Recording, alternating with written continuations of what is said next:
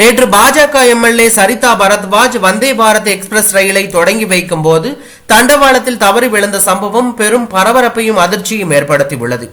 ஆக்ராவிலிருந்து வாரணாசிக்கு வந்தே பாரத் ரயில் சேவை தொடங்கப்பட்டது. இதனை தொடங்கி வைப்பதற்காக பாஜக எம்எல்ஏ சரிதா பரத்வாஜ் நடைமேடையில் நின்று கொண்டிருந்த போது கூட்டம் அதிகமாக இருந்ததால் ஓரத்தில் நின்று கொண்டிருந்த சரிதா பின்னாலிருந்து தள்ளுமுள்ளு ஏற்பட்டு தண்டவாளத்தில் தவறி விழுந்தார்.